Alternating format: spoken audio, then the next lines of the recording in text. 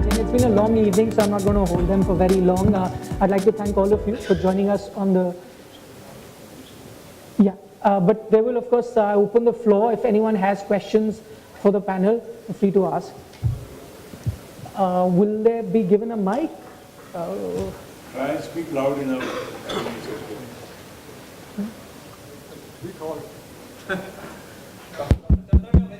Yeah. Thanks. Good evening to everybody. My name is Dr. Chandran. I work for Sports Authority of India, looking after their sports medicine department. A lot of discussion took place regarding developing players, coaches of different licenses, A, B, C, D, and all. And so what my point is that what are the plans and programs for giving scientific input to the game of football? How do you plan to produce the required number of doctors, physios, nutritionists, psychologists and all for the game? Because unless you put science and technology into sports, there won't be any excellence in sports. Thank you. Patel, would you like to take that? No, it's a very valid observation, but just for your information, we have, for the first time, the FIFA's World Sports Medicine Conference was held in New Delhi last year. So there were hundreds of doctors from all over the world and hundreds from India who participated in that first ever sports medicine conference. So this is just to give you an indication that how seriously FIFA, AFC and All India Football Federation is to see that what your suggestion is actually not just a suggestion, it should be put into practice. I agree, it's not yet satisfactory enough to be happy about, but as the whole sport and the ecosystem around the sport develops, this also aspect is being looked at. And I would also look at, see, because this is, you can't have only specialists looking after one game. You see, because sports medicine is a slightly larger, thing. So you have to look at all the sports and the federations and everybody working together to make this really a success. So I think it's a good suggestion and all other federations should look at it.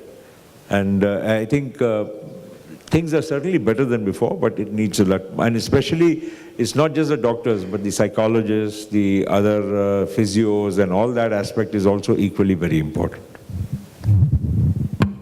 Any more? Oh, there's one there. Could you pass in the mic there, please?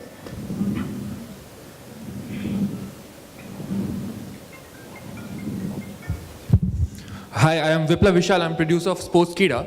I produce a sports documentary series, and while doing so, I came across a story. Everyone here must know of Austin Town and the neighborhood, the kind of contribution it has done to Indian football, right?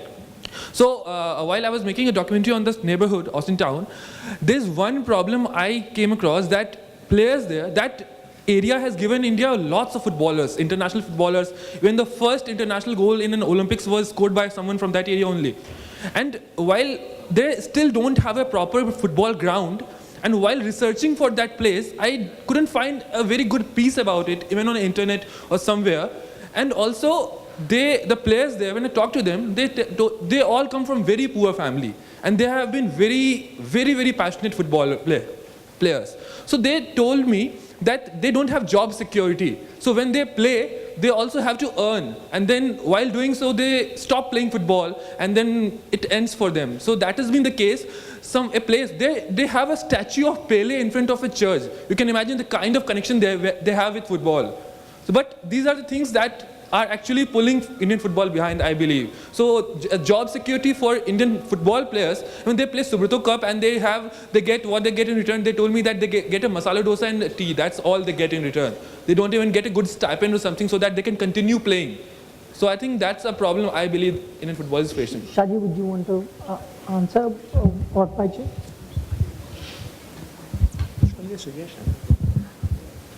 I think definitely, the whole ecosystem is getting improved, and as it's getting empowered as well.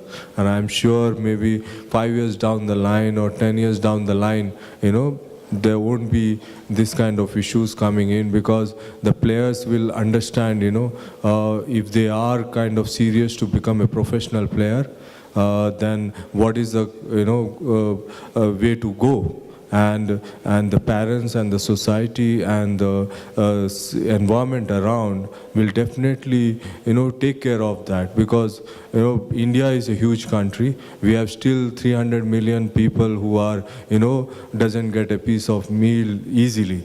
So therefore, it's not an easy situation. And we have a undernourished kid, 15% and more are undernourished. So therefore, there are social issues, So therefore, as we are growing economically, and sports is also getting benefited out of it. And I'm sure football is on the second level, and it's only from here, it's not going to go down economically. Football economically is only going to go up, and I'm sure we won't have these issues. I'll just answer to your point. In fact, Austin Town is where I'm quite familiar, and in fact, IM Vijayan, we have good close friend Carlton who's come from there. We had Noel Wilson. In fact, after bringing on license thing in India, Carlton has gone on to do B license. He's gone on to become coach of Tata Football Academy. Noel Wilson has done his C. Now he's started his own academy. Andrew is another player who came on. So I think before, yes, there were less opportunities, because if they succeeded as a player, they got a bit of salary, which was not enough. And after they retired, there was no opportunities at all. But now I think with the license criteria of at least the coaches, players like, I'm not saying everybody's really done well as what Carlton or Andrew or Noel Wilson has done from Austin Town. But with coaching course license, once they've been able to do it, Noel is commenting on television channels now. He started his own football schools, football centers. Andrew has done the same. So I think there are opportunities now that's been created, which was not there in the past. Great. Vijay sir, you had a question. Question for Bhaichung. See, a lot of talk here about cricket. Let cricket be cricket, let football be football. Cricket essentially has developed because of infrastructure. They have fantastic cricket grounds. Why has football lagged in this field? I mean, has Federation not been able to identify? Can you play football without infrastructure? No, I don't think, as I said, Federation can be completely blamed for infrastructure, because infrastructure, we have our state associations, and in fact, every time I attended 2 of our AGM, so we're trying to encourage a lot of the state associations to build relationship with the sports department, with the government of that particular state, and with the sports department with the state. So a lot of the state associations today don't have their own ground. It's only, I think, 1 or 2 state associations have their own ground. So it's important that our state associations will have to start, having relationship built with the state government and try and create infrastructure and try and create grounds within that. So this is where we've been really focusing on working with state government. And in fact, we formed a committee in Federation especially to look into state associations matter and try and advise and help them to get the right structure right. So it's important, as you said, infrastructure.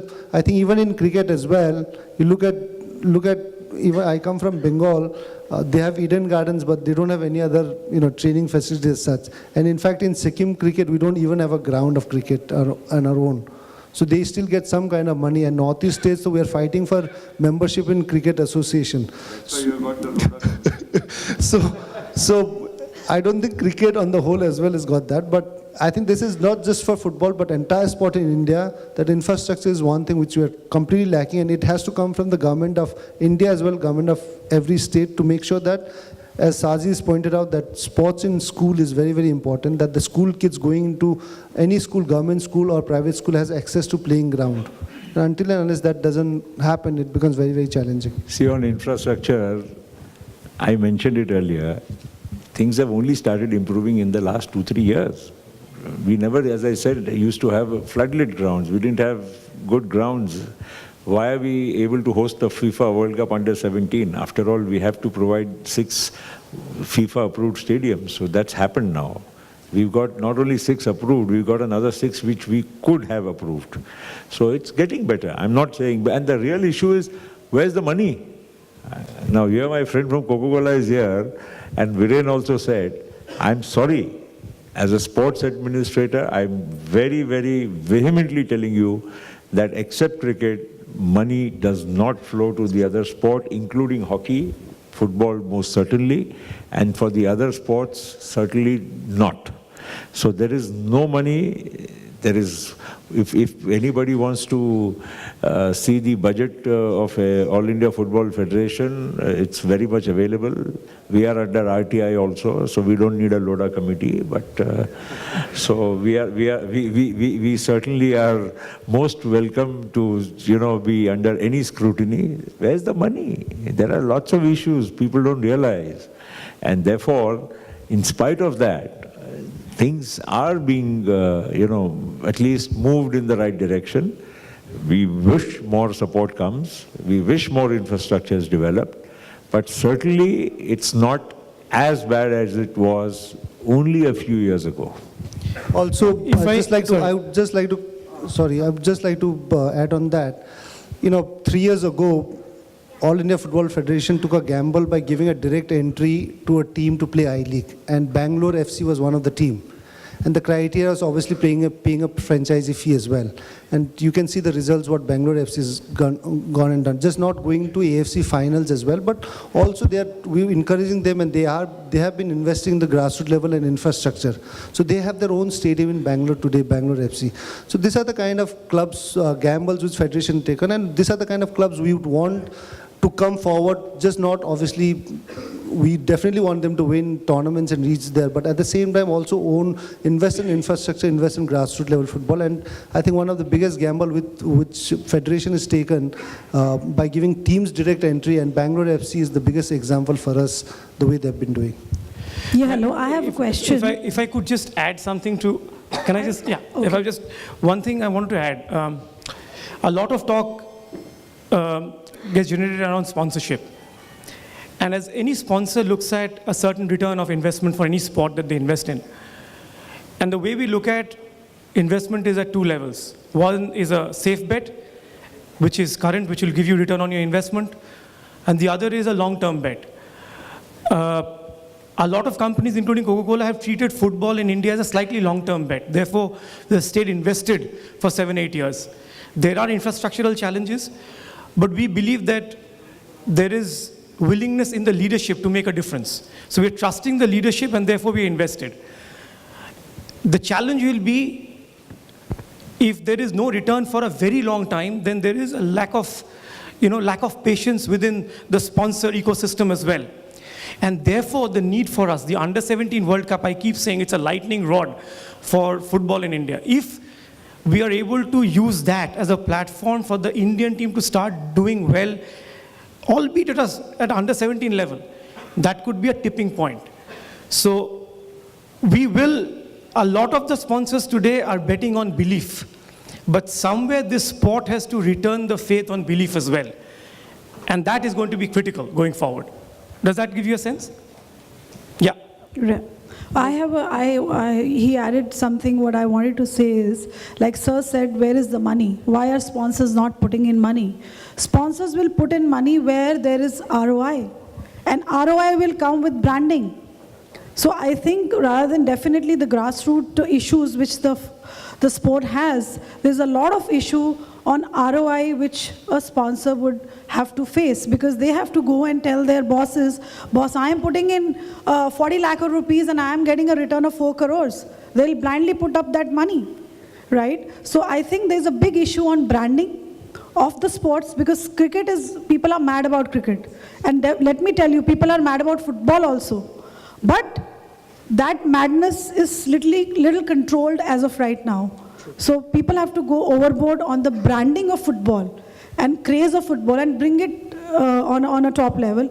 And also a lot of education needs to happen at the school level, because you will get players from there, right? So I think we need to invest more on branding so that the sponsors can invest more money in the sport. I hope I add value there. Yeah. Okay. Can we get some questions, please? Yeah, Mr. Rajpal is there. First, that lady in the front, and then I'll come to you.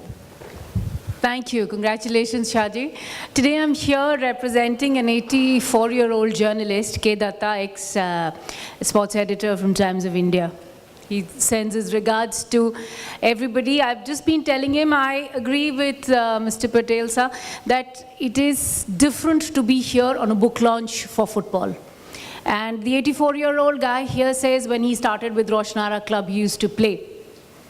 that things have stupendously changed when he was seeing the Bengaluru match. But to me, when he turned around, he said, I haven't been able to change you as a soccer mom. I couldn't understand that, but today I can relate that the psyche has to change. Today, if my son was playing football, I'll say, घर पे बैठो 10th का exam है.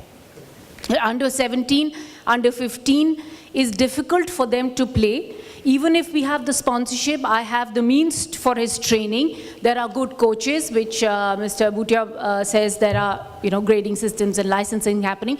But I'm not a soccer mom as yet. Okay, so when can I let go of that? That is all education? I leave that. That's the question you'll have to answer. No, that's a question. It's an ecosystem that has to answer, because educationally he's not supported. Well, to answer in one line, it's a chicken and egg situation. Yes, what comes first? Yes. You see, whether the money comes before the sport develops, or automatically the sport will develop, then the money will follow. These are all classic things, which is learning curve. But I can tell you only one thing. Football is being talked about, played, and everything else about it is happening much more than what it was 5 years ago. So enough. So I think that there lies the answer, that something is moving in the right direction. Good afternoon, Shaji. Congratulations. Three things I want to mention very quickly. First, I am from FICCI, Federation of Indian Chamber of Commerce. We are undertaking one study in CSR money in sports, because sports is also under Schedule 7. 9,000 crores was the last year's contribution from CSR to different areas. Out of that, not even 1% came to sports. So we have to see what is the problem, why we are not getting even 1%. So one is that. Secondly, recently Government of India has declared sports infrastructure at this and given infrastructure status. That means now even the corporates can fund and build that infrastructure and can take tax benefits and all those kind of benefits. So that's Government of India has just recently done. Third part is what Dr. Chandran was mentioning. Government of India has created Sector Skill Council in sports, physical education, fitness and other things. 55 different courses are there within that. These are coming up. Only thing is we got to align with the Federation and All India, Indian Olympic Association to this thing. So sports science is also part of that, in which almost 5-6 different kind of courses are there. But only thing is we have to sit with different federations and to create different courses and levels. Okay, great. Thanks for that input, Mr. Rajpal. Now, just last two questions. There's one gentleman then, and Ayaz is last. So we'll just get him. Hi, I'm Divish Oberoi, and I left my career as a scientist with a big belief that football and sports as an industry in India has a big market, and we have a burgeoning group of people who are dedicated, at the moment focused into cricket, but there's this passion, a deep passion. As you, as a panel over here, has talked about things in general with more broad-minded goals, if you had to highlight specifically in the next 5 years some key goals that each one of you guys have, and are the critical topics that football and football management and administration in India would like to achieve. Okay, so we'll just get one of them to do it. Shaji, you want to do it, or Mr. Patel? But I think cumulatively everybody in their own way, whatever the answers have been given, have broadly answering, the way forward. So I don't think anybody should be, now going back into all that has been said. But I think it's everybody's suggestions, including some questions and suggestions, are all welcome. And I think we all have to work together. See, it's not just, I don't think it's only the All India Football Federation which can do everything. We are not some, God's gift to mankind that we can do everything and we know everything. But the whole system has to work in sync, and I think at every level, you know, even a fan or a journalist or a young kid in school or a principal in the school all have something to contribute, right? So I think all of us have to work with that single-minded focus and devotion. Okay, final question.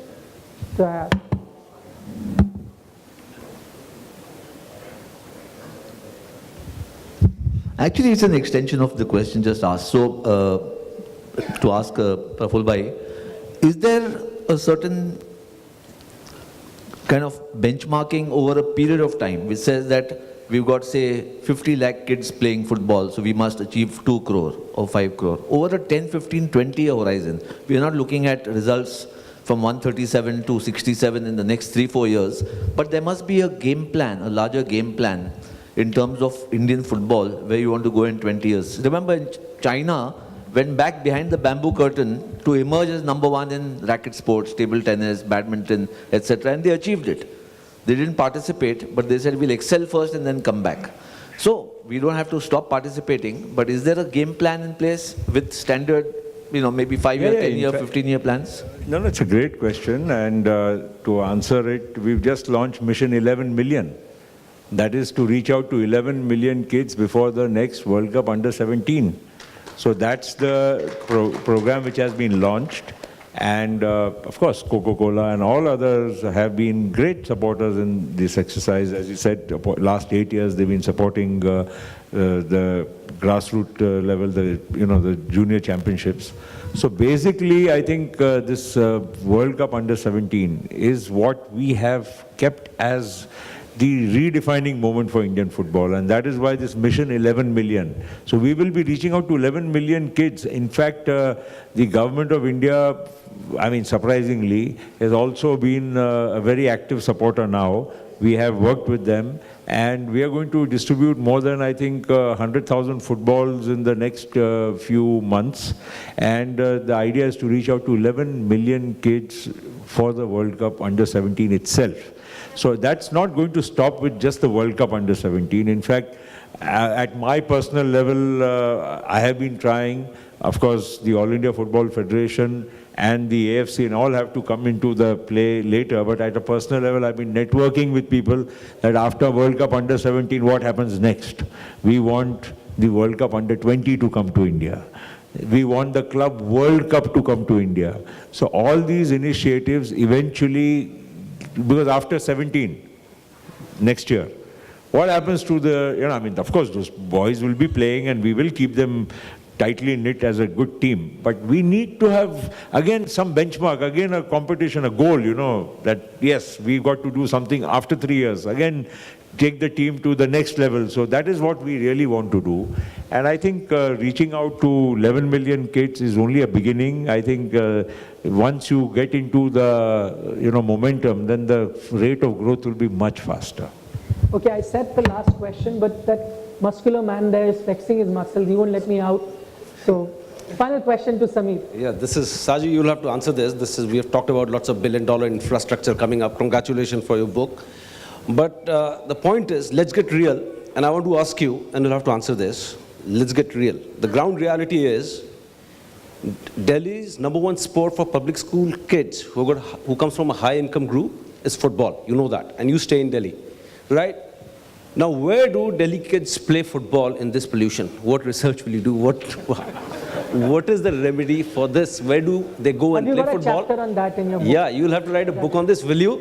And one thing, do you have ever thought of how do they keep playing after they finish school? 99% of the kids, they don't play football after they finish football. I've seen such brilliant footballers in best of the schools in Delhi. One thing is, how do we play football? I want to play football. How do I go out and play football? Because Mr. Praful Patel has no answer to it, because no one can stop pollution. So you'll have to find one answer for this. We add to pollution. Samip, thank you. I don't know how many of you all know that we used to train together, and he was a mentor for me in my college time. We used to train extra time under now, it's a interesting question. I think, that's where, playing is it's, in this pollution, everyone need to be having the oxygen mask rather than, playing football. So that's what I would say. Thank you. Thank you. And vote of thanks. at the end, it was fabulous for me that you all have come and encouraged me. And thank you one and all. Especially, many of you have traveled from all across the country as well as from abroad. Thank you, Mr. Patel, for finding time. Viren, again, you made great effort to reach here, and really personally thank you. Debabrata, I know he cancelled one important meeting in Bombay, and he stayed back and he did a video conferencing. That's how he was late. Thank you. Yeah, and Baichung, thank you. You've always been a great support to me. And Nikhil, thanks a lot. And Vijayan, Bruno, Ancheri, Sukhwinderji, and my friends from Sri Lanka, Mr. Rodrigo, Anura, and Yugen from Bhutan. Thanks one and all. It was real pleasure. And please join me for a high tea, and we will keep interacting. Thanks one and all.